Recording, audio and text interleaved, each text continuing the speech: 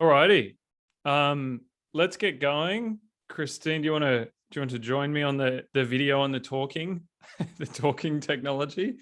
Sure, Scott. How are you? I'm good. I'm good. Thank you Good. for joining us today. We're going to be talking about after Agile. I don't know if it's the right question to ask, but it's where we're going to start. Christine might set me straight on what the right question to be asking is in a bit.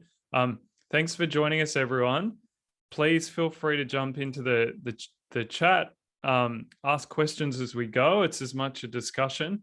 Christine's going to take us through a few slides today, but really we want to have a discussion and get into a bit of a debate around Agile and ways of working. Before we do that though, I'm just going to give you a quick intro on Terram. So we're a tech product development and strategy firm. We absolutely love building products, uplifting people around us, getting better ways of working, and ultimately getting to great kind of product outcomes. A bit about me, I'm Scott. I'm the CEO and founder of Terram. I love making sausages and I'm also kind of an avid sailor, but I've also been involved in a whole bunch of product launches. I have the good fortune of getting to work with tech companies, government, different organizations. And I guess it's kind of what's brought me on the journey and the conversation with Christine today around, I've been observing some things around Agile, and it led me to reach out to Christine. Christine is a professor of work, researcher with MIT, and the associate dean at the Macquarie Business School. I think I have an interesting background with Christine, and it turns out Christine was my lecturer back at university a while ago. And what's really interesting to me is I set out, after exploring this question of Agile and engaging with discussion, I set out to go and find some actual research around is Agile dead? What's the future look like? Does Agile work at scale? And it led me to I was reading papers and looking at what's out there, and it led me to Christine. I'm like, oh, that's my researcher. Sorry, my lecturer from uni. This is fantastic. So it's a super small world, but now we get to talk with one of the leading experts in the world on Agile and ways of working. And I'm going to love the independent perspective that you bring. So Christine, welcome again. I'll let you say hello. Great. Thanks so much, Scott. And thanks everybody for giving up some of your time today to talk about this topic. I think it's one of the most interesting areas of change that we've seen actually in the last few years. And the way in which we work, the way in which we develop our workforce, the way in which we think about people and the kinds of capabilities we need to build and how we need to do that within organizations is just so important right now. You know, we're in the perfect storm. And Scott, I'm sure you've seen this, where there's a real shortage of talent. We have massive transformation going on in our organizations. And we just don't have the people who have the skills, both in terms of the specific skills around what we're wanting them to do around technologies, but also more importantly, the ways of working and the ways of thinking that are really relevant as we all try to change particularly these very large, more traditional organizations. So that's what we've been studying. I've been at MIT for the last 7.5 years, and it's been absolutely fantastic. I've had a great team to work with there. I've just recently joined Macquarie University, and I'm extremely excited to be there. There's massive changes going on in education right now. It's become an incredibly competitive arena. And to be part of a university that has really got a future lens on that is really exciting for me. So this is not just about doing more research, it's also about applying the research. You're going to go apply the research? Yeah, I'm actually going to do stuff, Scott. I've been talking to so many people who've been applying it for years. It's about time I did it myself. Very good, very good. So, and you've got some slides to share with us, I think. You wanted to share some thinking. Bear with me. I just thought Scott and I talked about, I'll share a bit of my research with you all. give you a bit of a feel for what we've been finding. And then I'd just love to hear and learn more from you. And I guess, is now the right time to ask, is my question of kind of, is Agile dead? What comes after Agile? Is that the right question? Am I asking the right question? Because that's often the start of good research, right? Yeah. And I'm okay for you to challenge me. I'm not. Well, I'll probably say no then. Okay. I think the question is, what does this future ready workforce look like? And how do we equip and empower our people to work in ways that matter? And, you know, Agile was a methodology borrowed from software developers, applied in various different ways in different organizations. I think there's been a lot of maturing of the way of thinking around Agile. And what I'm seeing is companies creating a new way of working that certainly has some foundations in an Agile methodology, but is more particular to them and to their environment, that, you know, ways that make sense for them. Yeah. Okay. So I think we've sort of matured beyond the manifesto. Yeah. You know, so that's why I kind of call it Agile Plus. Yeah. Okay. But you know, I've just been doing a whole lot of work in the last few months about questions. I think that making sure we've got our people equipped and able to ask really good questions around this is the way that we're going to move forward and find ways of working that give us value. Okay. All right, shall I go? Yeah, go for it. All right. That's interesting. Okay, I'm sorry. I just playing around with it before and now I've mucked it up. All right. So this research that I'm going to spend a few minutes showing you today is, as I said, done while I was at MIT. I'm continuing to work with this same team. The team itself is interesting because I think as we start to try and understand more about this future ready workforce and what's needed and how people work and what's going to really get traction and help us to move forward on our transformations, we need different perspectives on that.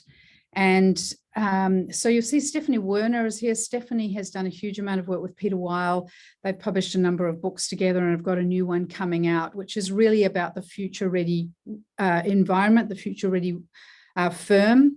And I'll just look at a couple of bits of her work before we get started. But she was very important to this research in that she framed this within the context of how companies are doing their transformation. David Chase was the mathematician on the project. It's a study of over 1,300 companies. And Stephanie and I were playing around with the data. And then David came along and said, yeah, no, this is not right. You know, you need a proper mathematician in here. So he lent his mind to this and out of that has helped us create the framework that I'll show you today. But it seems simple, but it's got a lot of complex mathematics behind it.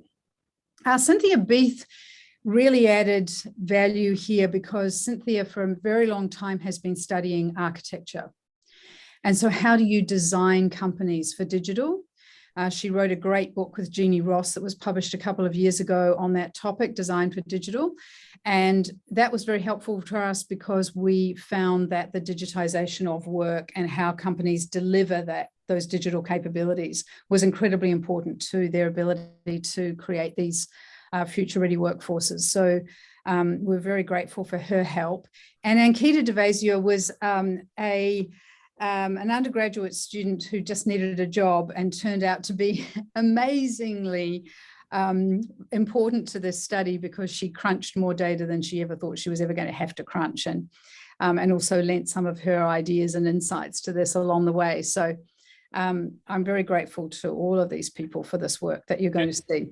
And look, Kristine, I'm really glad you kind of shared that intro because the reason why I reached out and the reason why I'm really excited about going through this with you is because a lot of what we see in the kind of commercial corporate context or just thinking about Agile is more often than not, just, and I'm guilty of it, a bunch of people's opinions on how people should work or not work or what organizations need. And even when it's done, even when a bit of rigor goes into the research, there's often, I think, a bit of a bias that comes in because of the positioning that different people doing the research might want to bring to that research. And so what I'm really excited about is, you know, MIT and yourself and the team are coming at it from a everyone's got biases, but you're coming at it from an almost neutral third party kind of perspective. So that's what I'm really excited about. And the n equals 1300, so the sample size. I'm using my maths, the limit of my statistics there. Very impressive. Yeah. So there's the just the sample size is really interesting too. So 1,300 companies. Yeah. What size? Just to give everyone a Yeah, sense, large. like what kind of companies? Organi- Large organizations, so Yeah. hundreds of people, thousands of people, or Yeah. Typically over 5,000 people in the organization. wow, So yeah. So that's a big number of employees, and yeah, it's that we're talking about here. cross industry, it's global. Yep. You know, we really wanted to get a feel for what was happening here. We'd done a number of smaller studies, and we had a lot of the work that comes out of this research, like it does in any research, you know, it just builds on work that you've been doing over time. And I've been studying this for 20 years, but this was a very big study. That Well, I'm going to get out of your way then, because let's get into the exciting stuff. Yeah. Okay, these are the companies that work for us in our center. You'll see these companies support the research that we do, and so we're very grateful for all of the work that they put in. I guess the key the key capability that they provide all of these organizations, and you'll see that they're right across the world, and many different Australian companies are listed here. They hold us to account. So they make sure that we're asking the right questions. And then they're very good at challenging us and saying, yeah, you know what, that just doesn't seem right. There's something not right about that. Go have a look again and see what the data is saying. And that's been very valuable in this study in particular, because we are looking at an area that is still very new and something that has got a lot of nuance to it. So we continue to work with these organizations, and I'm really grateful. But as you can see with the size of the study, a lot more companies are actually involved in the data collection. Here's the first place to start, and this is reflecting Stephanie's work. And it's really about what makes a future-ready organization. What do we mean by a firm that is future-ready? And it turns out that there are 4 key characteristics of these firms that we've found. The first is they can adapt and succeed in any environment. So as the environment is changing, these companies are capable of adapting. Now, remember, these are large corporations. They're not small startups. They are companies that traditionally have been very difficult to turn around. They're like big ships heading into a port. You know, it takes a long time to turn them. What we've seen is over time, that companies that are future ready have found a way to make themselves much more adaptable for the changing environment. One of the reasons that they can do that is they're more modular. So they build technology in ways that enables them to stack it in different ways, to pull it apart, to reuse it. They're able to pull out costs in that way, but they're also able to redesign very, very quickly. And you'll see it. I'm going to talk to you about 2 companies in a moment, and you'll see really how they were able to do that, and how they were able to therefore learn, which is one of the most important things, and then be able to rebuild and reuse these components to respond to changing markets and changing customer desires. They're very oriented around the customer voice. They raise the customer voice very loudly within their organizations. And what do I mean by that? They're not just gathering data, but they've got all sorts of ways in which they are hearing the voice of the customer, bringing the frontline people closer to the design part of the business, closer to the decision-making part of the business. They are really listening to the voice of the customer. And I'm going to add something in there that Stephanie hasn't got in there yet, but she will by next year. And that is that they're really listening to the voice of their employees. They really understand what is needed to connect the employee experience to the customer experience in order to build great value. And then the final thing that they do is they are really good at leveraging partnerships. And in the world of digital, these partnerships look very different, as most of you would know, in that we have to be able to API enable into our partners. We have to be able to work with them much more effectively. We're sharing data, sharing insights. those questions about what do we share and what do we hold close become even more important in a digital environment in order to be able to create the ecosystems that we know really deliver value. So that was sort of an important starting point in this research. And then we said, well, what are these future-ready firms doing about their people? Is there something that they're doing that's different from other organizations? So that's where we started back in 2020. And then this little thing called a pandemic hit. And it looked a bit like this. And we all got, this is the wormhole, you know, scientists believe that there is this portal between two worlds that and the universe that take you from one place to another. And it sort of felt a bit like that. We're all getting thrown around at the beginning of this as we figured out how to take what were typically face-to-face business models and make them remote. So in large companies, even though they may have had a bit of flexibility around their workforce, it was typically a very small percentage of people that worked in those more flexible ways. So this became a real sort of chaotic state for a while. It was amazing how quickly these large organizations were able to steady the ship. And I think that was a surprise to most of them as well. And we did a lot of interviews with them at that time as they were going through this process to understand what this looked like. And the interesting thing was, we started to see a real difference between some firms and others. And the difference was that companies that were more future ready were using the wormhole to propel themselves much faster into this new state, this new way of working. Now, remember, we don't know what's on the other side. That's the thing about a wormhole. You just don't know. So they weren't clear on what was going to look like when they got out the other end, but what they were clear about was this was a massive opportunity. So all those blockers that had been in their way before got out of their way, and they really used this to move so much faster into the next sort of place that they were going to occupy. Almost thrived on the uncertainty. Yeah, they really did. I mean, they were excited about these opportunities, the new technologies that they were able to suddenly unlock. Yeah. Vendor-based capabilities, they could suddenly unlock them and let their people at them. You know, suddenly there was a whole new world of opportunity that they were able to see. They were gathering more data on how their people were working. They were, you know, able to think very differently about how they designed and reorganized work. And they started to see these massive opportunities unlock. So that was interesting to us. So we pivoted our research like good researchers do. Yep. And that's not what we're taught to do in university, by the way. You stick with the accountants. So we did this big pivot. And we said, okay, let's figure out what are these high-performing companies doing that others are not doing. This is the 1,300 companies. Imagine them and sitting in that circle. And that little blue bit is the top 25% of performance based on net margin.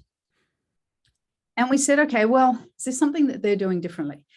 And we found that they were 30% better in working in different ways to keep themselves aligned to three key things. So they were 30% better at these three things. This is kind of, so it's kind of interesting, the working in different ways thing, because even some of the Agile kind of methodologies are all about working in the single approach if you follow them to the letter. But what it's saying is to be flexible. Like what I'm hearing is to be flexible, be able to work in different ways. Is the ones that thrived were able to work in, to change how they were working and be adaptable. Absolutely. Absolutely. And they didn't say we're 30%. We didn't find that they were 30% better, by the way, at working in Agile ways. We found they were 30% better at doing these things. They could clearly link what they were doing with their people to the vision of the enterprise. Now, you know what? I hear this being said all the time, but when you see these companies in operation and how they do that, it's incredibly impressive.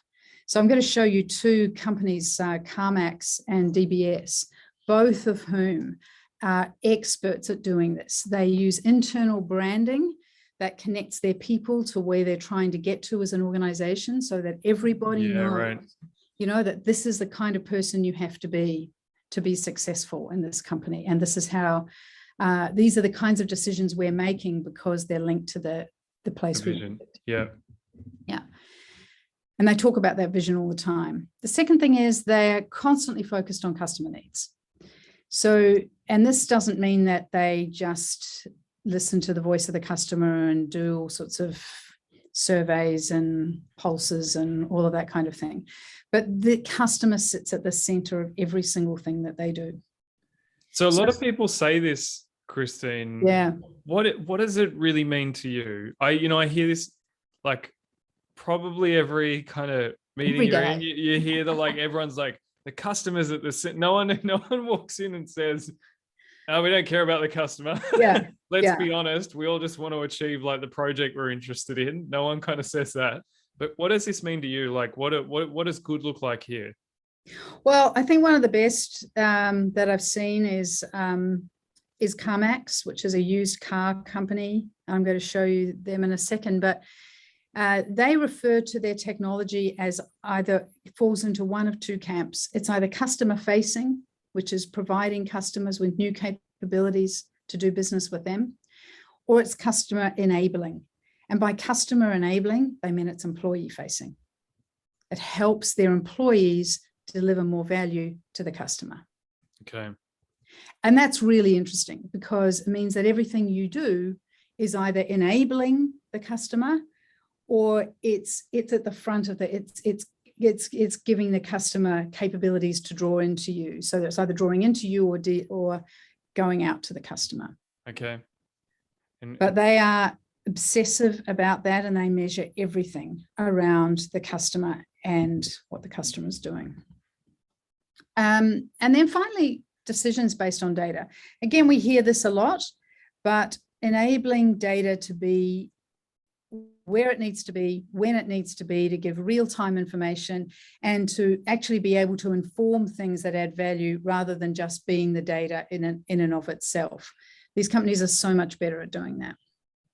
And that's like when you say the data where it needs to be, it's in the hands of the team that's making the decision or that is creating the thing or solving the problem that as it relates to them. And there's just a question here from David, and thanks for asking it, David. It says, who exactly are you talking to in the organization? I think it's pretty good. I'm bringing it in now because I feel like it frames the research a bit. So when you're saying you talk to these organizations, are you interviewing the executives? Are you interviewing a sample of the employees? Is it all the employees? Is it just the digital team? I'd love you to share a little bit on that. Yeah, sure. So the quantitative research was largely done with the leadership group of each of these companies. But when we do the qualitative work, that's when we dig much deeper and we talk to many more people across the organization that are involved in making these decisions and in really understanding where the value comes from. So we use both quant and qualitative methods. And while this research, talked to 1,300 companies, we had done over 100 interviews before we even started the quant work. And then since then, we've done a series of case studies that inform this work. So we really try and get under the skin of it, because I know what he's saying. Often these surveys have just talked to the CIO or just talked to the chief marketing officer or something. David, did that help answer your question? Just chime in if you want a bit more info, but otherwise we'll keep on going. I'll let you keep going, Kristine. Okay. So the question was, well, what are these companies doing? And we found that they were good at two different things. The first thing, that they were really good at digitizing work itself. So they were, if you think about this scale, it goes from sort of monolithic systems where people are just given the systems, they're kind of black boxed, through to these componentized or reconfigurable type systems. And along that spectrum, we saw companies that were really unlocking the capabilities of vendor-based technologies, really starting to grow their own capabilities internally, responding to the needs of their people in order to be able to deliver better technology to their people, so that they were creating an environment within the organization that was really digitally enabled. The second thing that they were doing, though, is they were really big on this concept of digital fitness. And it took us a while to really understand what was going on here. It turned out that they were shifting from this rote learning environment where we just provide people with courses to enable them to typically use a system or understand a process or do their work. It's a bit like, repetitive ways of learning so that you become really good at what you do. Mm-hmm. But if you think about moving up that, I often describe it as learning a musical instrument. We start off by just playing the notes that we're given and play scales, and we repeat them over and over again. And then as we move further up, we start to still play the scores that we're given, but now we're starting to play with other people, and there's other instruments involved, and we get better at feeding off each other, and we get better at asking different questions of ourselves, and there's a bit more interpretation going on. Once we get to the top levels of this, then we can get into improv, where a few of us get together, we've got a lot of skills, we want to produce something, and there's a framework around what we're going to produce for the audience, but within that framework, we can now be much more creative and much more innovative about how we play these instruments. But we can only do that because we've built these levels of capabilities, and we've built this prowess as we've, or mastery, as we've gone up this level of digital fitness. So it requires constantly working at it, constantly learning. Rapid learning was a big part of us understanding what was going on here. And when we plotted these 1,300 companies, and this is where, thank goodness for David, he could help us figure this out. This is just a graphic interpretation, but you'll see that the sway, there was a movement right up the middle. Now that tells us that you need both of these things in order to be able to make progress. It's no use just being good at one or the other. You require both. And we started to see this, we could map this kind of beam up the middle, and you can see it gets wider as it goes up, which is actually quite an important part of this too. Down here, we saw that these are our people, and typically in large organizations or in big parts of our organization that are just passive recipients of the technology. They get given the things, the tools that they need to do their work with. They learn enough to be able to operate them. They don't question it. They just continue to use them to do the work that they're given. But as we move further up, then we start to see a different way of thinking about the tools themselves. People start to learn and create more mastery. They start demanding more of the tools themselves, and they become much more active in their ability to make decisions. They're asking different questions. They're using the technology in different ways to enable them to see different solutions. And they start to, this is where you start to see more agile type teams, more cross-functional teams moving in faster iterations. They're starting to self-learn, and they're also starting to make demands around the technologies themselves. Where we want them to be is up here in these empowered problem solvers, where here they are really starting to pull these components together in new ways to redesign the way work is done. And they're able to work together in very different ways to be much more creative and much more around problem solving itself, rather than just delivering on a solution that to some degree has been prescribed for them.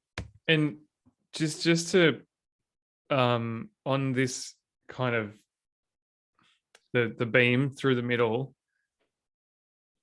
how do you, like, everyone talks about having empowered teams. It's almost like everyone says it, but how do you, if you're not there, can you just jump there? Or do you have to kind of go through the journey? We don't think so. We haven't seen a company jump there. Yeah. Companies make small experiments. They learn, they try this out. They look at new ways of pulling teams together to work differently. They learn from that. Then they start to scale, they learn more, they scale further. Mm-hmm. So we see this is a real learning process to get up here. Yeah. And also it's a learning process for our people. We can't expect our people to suddenly go from passive recipients to being empowered with new technologies and new ways of doing things. It's just not part of their culture or their psyche. Yeah. Sorry, you keep going. Here's the danger, that if we do a lot around technology, and we see it a lot with companies that, put huge AI capabilities in, for example, and then don't provide the capabilities across the organization. They might have pockets of capability, but they really just leave a huge amount of value that's that hasn't been realized, hasn't been unlocked. But the same thing happens up on the other side of this diagram, what we call hostage to heroics, where we do a lot around training, and we start to, we give people agile training, for example. We give them capabilities and data. We start teaching them about cyber and all of these things, but we haven't given them the technologies to be able to put those into place. So we get pockets of capability. You see a lot of shadow IT up here. A lot of people seeking IT solutions from elsewhere and not going back to the reuse and the recapability. So you can't scale. It's very difficult to scale from the hostage to heroics. This is the percentage of companies then in each of these. It may look quite small in those hostages, but actually a lot of companies you would have seen when you saw the dots were quite close to the margin. And when we talk to organizations, we often see that they have got a larger percentage in hostage to heroics, and they've all and a smaller percentage in the active decision makers. But still, there's a large percentage of these companies, these big companies, that have got a lot of potential in their workforce that they're not realizing. And is it these numbers, these percentages, does these apply to the whole organization, just to double check, or can you have different departments at different levels or something, or different business units? Yeah, you can definitely have different parts of the organization in different parts of this model. In this data, we have asked them to create, in general, where the organization is. But when we do this in workshops with one company, we'll find that they can position themselves around this model. Yeah, I still think it's valid to do it at the whole of company level, because I've definitely seen it where you've got a pocket that's doing the heroics, but almost inevitably at some point, they kind of like the rest of the organization comes up like I don't know why I'm thinking of a crocodile, but like, it just somehow finds a way to bring them back into the orbit or the gravity of the rest of the, I'll let you keep going. And you can see, you can have pockets of empowered problem solvers. You can look at an organization. If you just ask the people that were in the innovation team, for example, they would say, we've got all the technologies. A ton of training. We got all the latest methodologies. We know, we're all about, I mean, I'm guilty of this myself, but like, I've been one of these people, so I'm putting my hand up, but it's like, cool. No, we know how to do design thinking, and we've got the latest and greatest from wherever, and we know how to apply it, and we're all good. We can go build some AI stuff, but then it just can sometimes. Well, they forget that there's a whole team sitting in a call center somewhere that are passive recipients. Now, this is huge unlocked potential in organizations. Yeah, people are right at the front line. They're talking to customers all the time, but they don't have an insight in the types of technologies they could be using to redesign the nature of their work. They're not given the training beyond just the systems that they have to use day to day. So what we start to see is these companies that are really future ready are not focusing just on their cool innovation people to be empowered problem solvers. They are looking right across the organization. And in fact, what we did see during COVID was these were the people that could move their people very readily out of position. They had a more liquid workforce. They were able to rejig their workforce to make sure that they were in the right places to add value during times that were obviously very disrupted. Let's look at a company now and bring this a bit to life. This is a company that I've been studying for quite some time. Shamim Mohammed is their CIO, and he's a fascinating guy. If any of you are interested in following him and really seeing how somebody who is in an incredibly competitive environment has totally changed an industry, but more particularly has worked with their leadership team to change this organization. They are a used car business.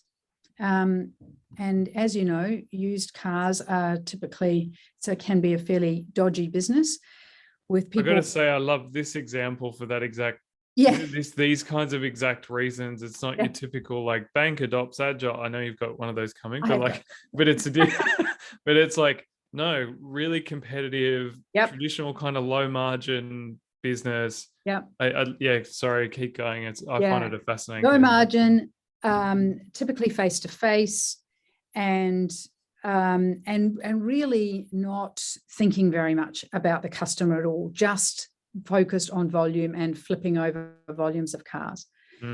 They are the #1 used car retailer in the US. They are bigger than numbers 2, 3, 4, and 5 combined. And they have done that in 25 years. So this has been a fairly short rise to fame when you think about how large the US is and how large this car market is. They're #3 in terms of wholesale auction companies. So they have both B2B and B2C. And they've moved into finance, as you would typically imagine that they would. About 25,000 employees across the US, now up to around 27,000. And they are regularly in the Forbes 100 best places to work, which for this kind of business is absolutely extraordinary. And are they all Agile trained? So this is all 25,000. I'm really interested. Yeah. How does it work differently? Yeah, how does it work? So they have over the last few years, they have really focused on an omnichannel strategy. Now, omnichannel typically to most people means you just have lots of different ways of selling something, online, face-to-face, through a call center, mail order, all of that kind of stuff. But a true omnichannel business means that the customer can move between channels at any time, and your salespeople know exactly where they are and know how to help them move along those channels. So they now have around over 90% of their customers, not really that surprising, start their search online now. But it is surprising in this business because typically people go to car yards on a Saturday, right? And it's why car yards are all along the same street, because they go from yard to yard to yard. But these people really are embedded in the digital channel. And now they have over 50% of customers who complete their whole transaction within the digital channel, or at least most of it. A couple of key digital innovations that they've done over the last year. They've really focused on data. Data has been key to this business, and they're still sorting out because they have tons and tons of data. They have been very good at creating innovations very quickly. And the way they've done that is that they have product teams that do work in agile type ways. But they've learned to do that. So they started with 3 teams, and those 3 teams were focused on these 360-degree photos. What they found was people found it hard to buy cars online because they couldn't really see the vehicle. The photo that people take of their own cars is usually pretty crummy. And they couldn't flip it around. They couldn't get different views of it. They couldn't get an accurate picture of the inside, of the color of the car, of all of its different features. So they created a whole different way of people being able to use their app in order to get these very high quality photos.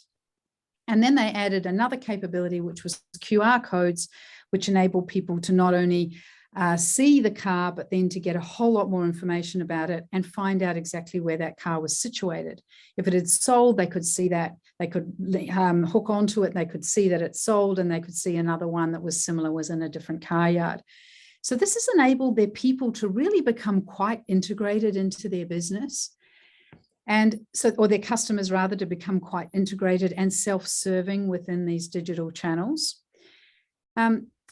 But it meant that they not only had to deliver new capabilities for their customers, but for their people. So these teams are designed, they have a new team for every initiative that they create. And they are really focused on making sure that they are meeting the needs of the customer, but they are also creating this very intuitive technology so that their people are totally enabled within this process. And that's the key to their success. Do they end up with like dual product managers or something, where you got one person who's customer focused and the other is employee? No, link the two together so that they're always focused on, if they come up with a new initiative for the customer, they're pulling that through to the employee, and the employee is enabled with new technology to enable. Okay. And are these teams that might be figuring this out, are they drawing in, I don't know, people off the shop floor from the car yard as part of that team? Yeah, is that like, is it really cross they put like, or people from the contact center? Do they They come are. into the team? Yeah. So they're cross-training their people all the time through these teams. They've Yeah. become very much a part of their talent development program, is enabling people to move through these teams. A few things that they learned as they started with 3 and then have gradually scaled. Each time they grow, they learn and they leverage off what they've learned from the previous teams. One is they keep their teams together. They don't split them up. They, as much as they possibly can. 2 is that each team must have a tech person, a product development person, and a coach that keeps them together. They have these discovery people that work right across the teams, and they have several teams that they would look after. And the role of those people is to just keep the teams focused on their OKRs. So that's the link between what these teams are doing and the strategic vision for the enterprise. Right. Yeah. So they're going back to your thing of the pillars before. That's how they make sure the vision is clear. Absolutely. Yeah. Absolutely. By having frontline people in the teams, they maintain a lot of more of the contact with their customer, and then the work that they're doing in the back end and the operational backbone, which is not all that agile. Actually, a lot of that's waterfall. Yeah. Is really enabling them to deliver the data when and where it's needed, so that they can. Wait. You just said they're running waterfall. They're running everything that matters. I want to kind of pull this out. So what you're saying is like a company that, for all intents and purposes, is kind of like would be considered agile if you were to use the crude branding of it, but they really embrace this future of work. They're doing all the things that you're talking about that make a difference. They're actually able to change how they work and adapt to things, is what I'm hearing. Mm-hmm. But to be clear, they're running waterfall for where it's appropriate, and and it's working as part of the process. Yeah, it is. It's really effective. Look, it makes, this is what I see in reality, and I think that a lot of what I see is people trying to fight that. So part of the reason why I'm drawing it out is because it's almost like it's okay, and we don't need to have this big fight around like, why aren't you running Scrum? Because often that almost burns more than like, oh no, waterfall's okay here. Let's just move on and get going and do what the customer needs is often something I see. That's really, thanks for sharing that. I think the other fascinating thing is these discovery people take the requirement to focus on the OKRs away from the team leads. And the team lead's job is around talent and skills and what are the capabilities this team needs. That's their job.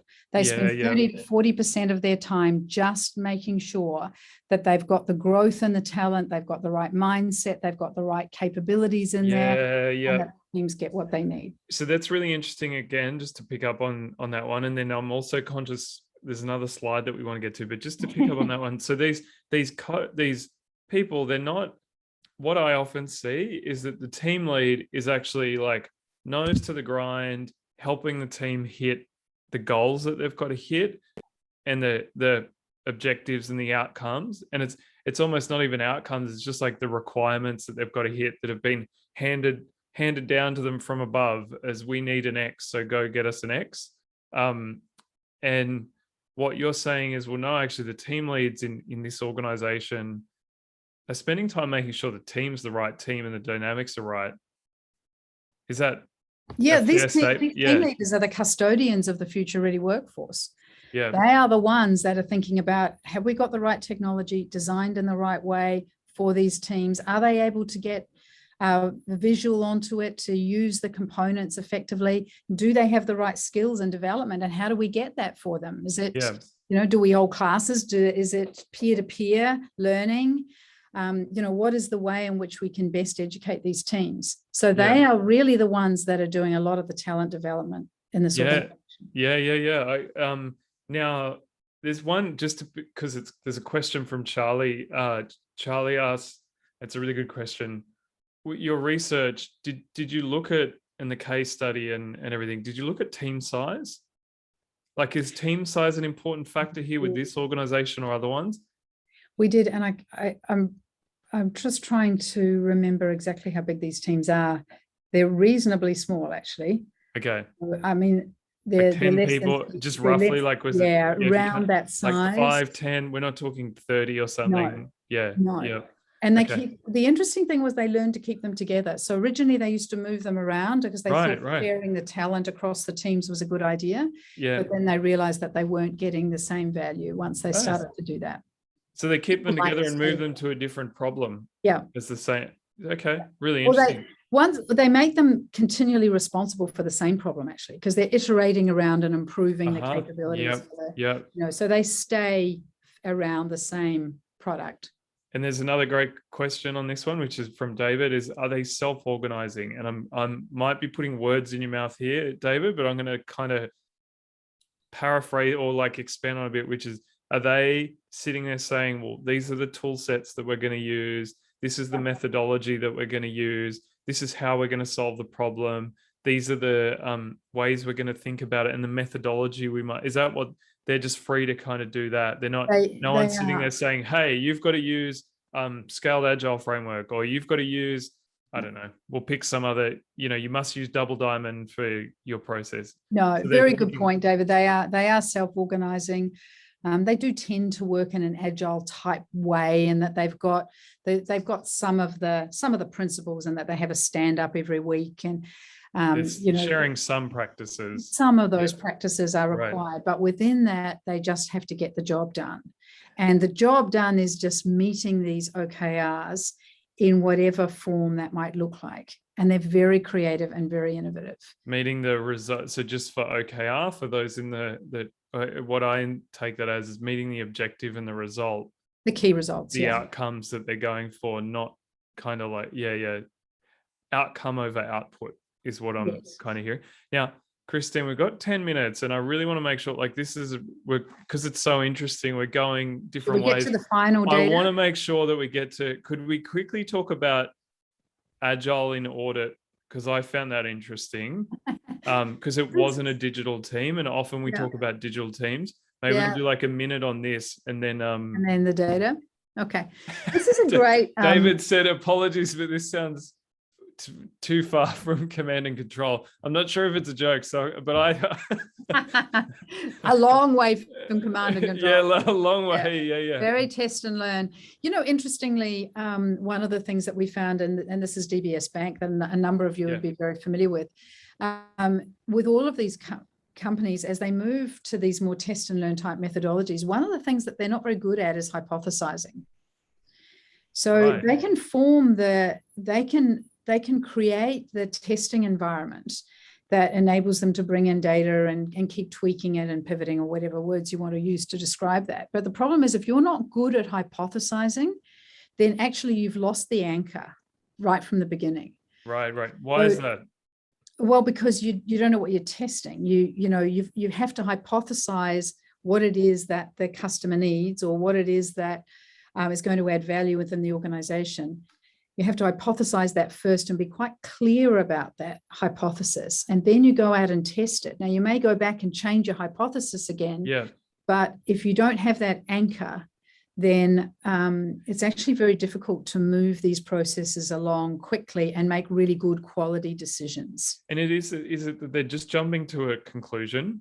Yeah. They just go like, oh, well, I think the customer needs X, versus saying, I hypothesize that if we gave this to the customer, then they would, buy more blue cars, or whatever it is. Yeah. They just go like, oh, well, we see that we need more market share, and we think customers like blue cars.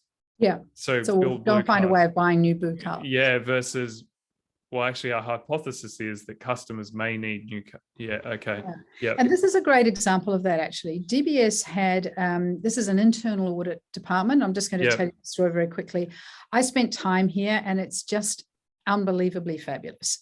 So think of internal audit, the most boring place in the entire world you could ever want to work. In most companies, excuse if anyone's an internal auditor on the line, but for most people, this is not the most exciting part of the business. And they're the policemen. They're looking backwards into what happened previously. DBS found it very difficult to get good talent to work in this environment, but more particularly, they wanted to experiment with Agile beyond IT. And this was the department where basically it could only get better. So they chose the internal audit department. They turned it into a Formula One racetrack. So you can sort of see in my very funny photo down there taken with my iPhone that the desks run around like a racetrack. And think of the metaphor that the company comes into the pit stop. Because we know so much about them, we've already got the data, we are already using AI to predict what's likely to happen next. We can bring them into the pit stop, we can do what's needed, and we get them out and going again. I like it. So we shift from being the policeman that's looking backwards. To the pit crew, enabling a fast change and continue. Wow, I like. Yeah, there are big screens all over this department. They are talking constantly to the people in the business. They are looking forward. They are making sure that the business is compliant, but they're using a lot of technology to enable that.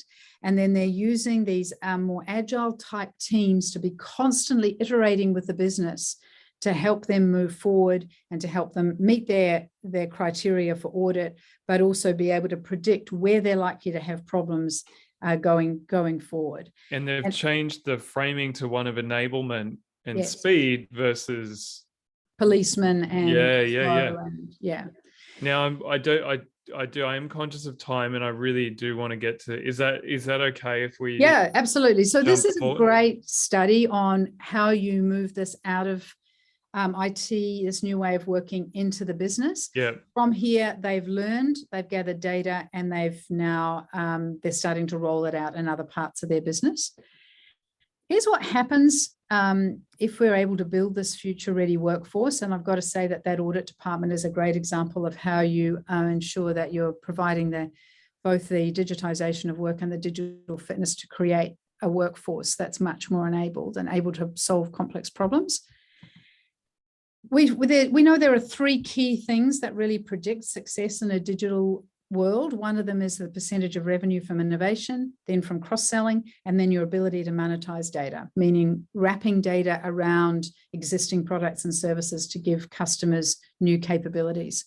If you look at this data, you can see that as we move up that swathe or up that beam, the percentage of revenue from each of these capabilities goes up significantly.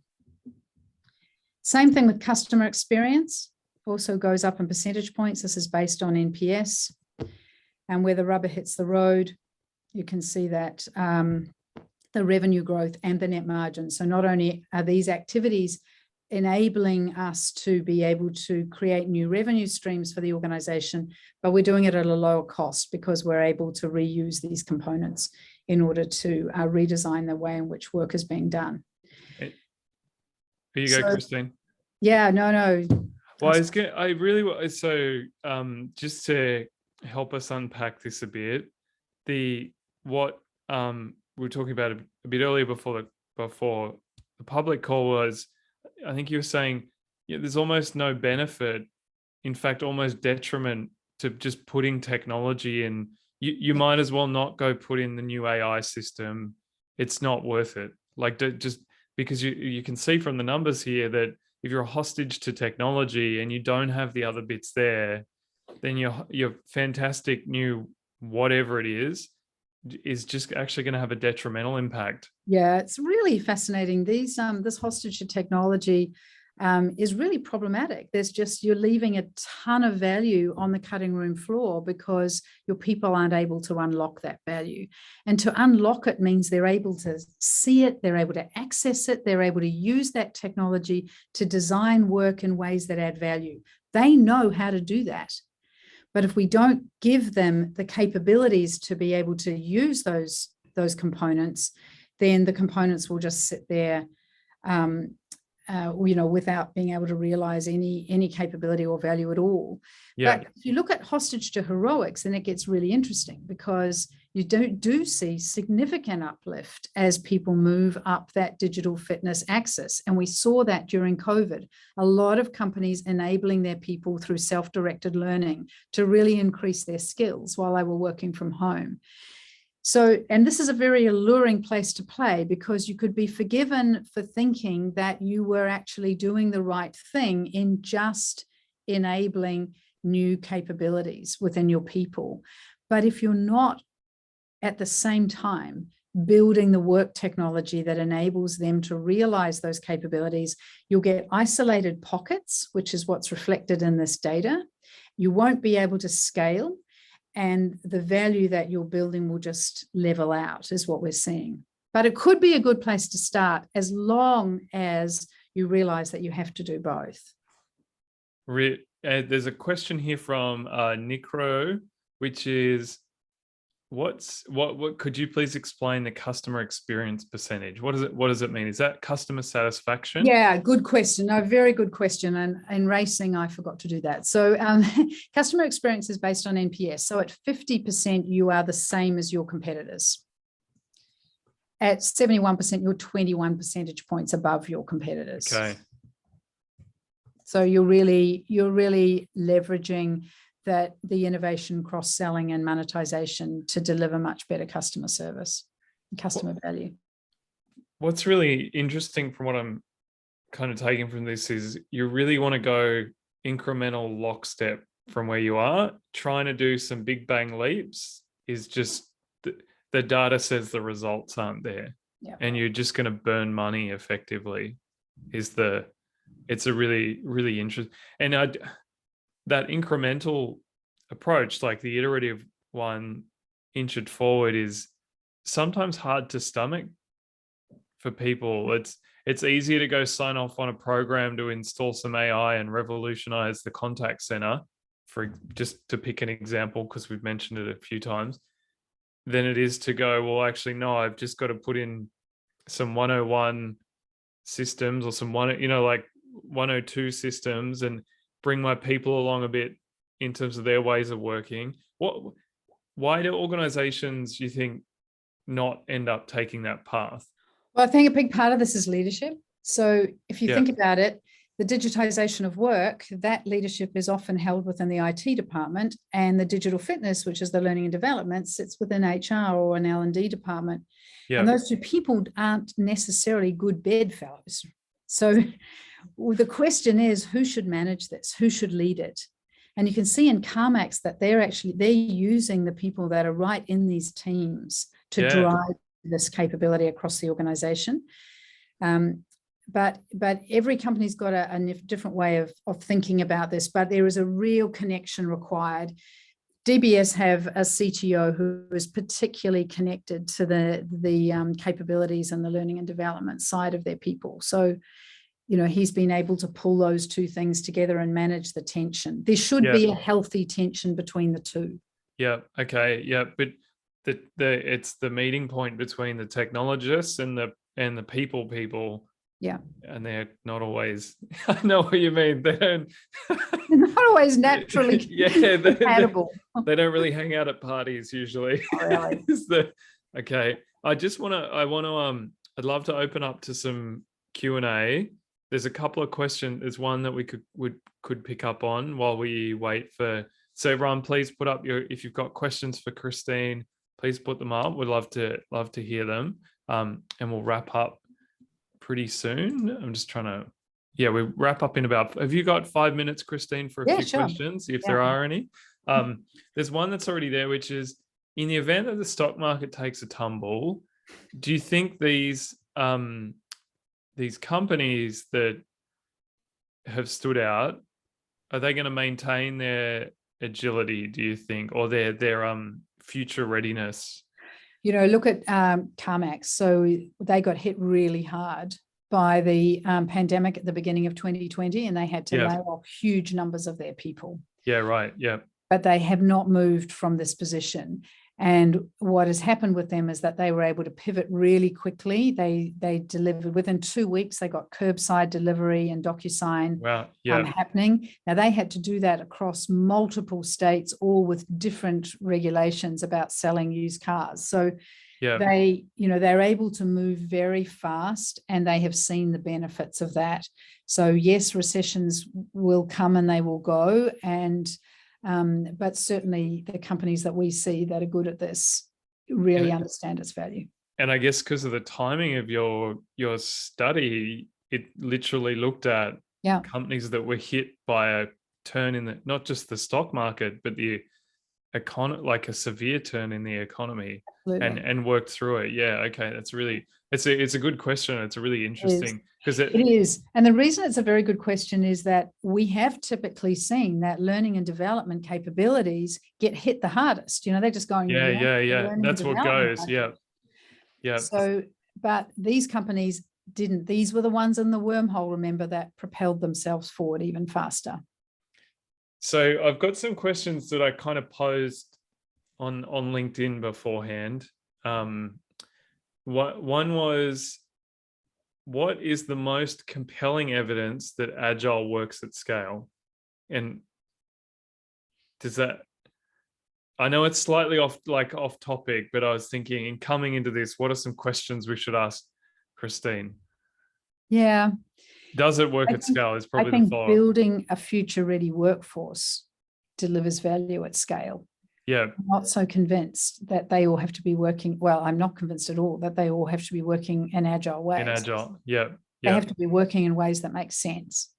Okay. And then there's another one here, which is, again, it's kind of around Agile, because I guess that's what people attach to. Yeah. Which is, it's been around for a while, like 20 years now. Yes. And this kind of growing skepticism, or thoughts of, is it worth using? Is it growing, or is it fading, or is it evolving? What do you think about that question? I've got a feeling I know what you're going to say around future ready, but I'll let you answer. I don't think that it makes sense to prescribe some of these rules. I mean, if you look at what we're finding here, the whole concept of improvisation suggests that you set the parameters, you set the vision or the nature of the problem that you're trying to solve. And then you let people really apply their skills and the technologies that are available to them to find good solutions to those problems.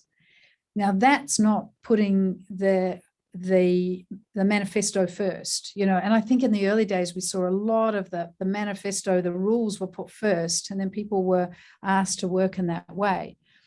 And maybe it shifted some mindsets in ways that were really important at that time, but companies have matured since then, and have got a better understanding now of what it takes to deliver a workforce that's really empowered to solve complex problems. Technology is going to solve all the easy problems to solve. Not right now, not right this minute, but within the next few years, and much faster than we think it's going to be able to do that. And so our people are going to do what humans do really well, which is solve really complex problems using those technologies. That's Kristine, that's a fantastic answer to some of these questions around Agile. It's probably one of the best ones I've heard, to be honest. I just want to say thank you for, I've just realized there's one question. We'll quickly pick it up. Not a question.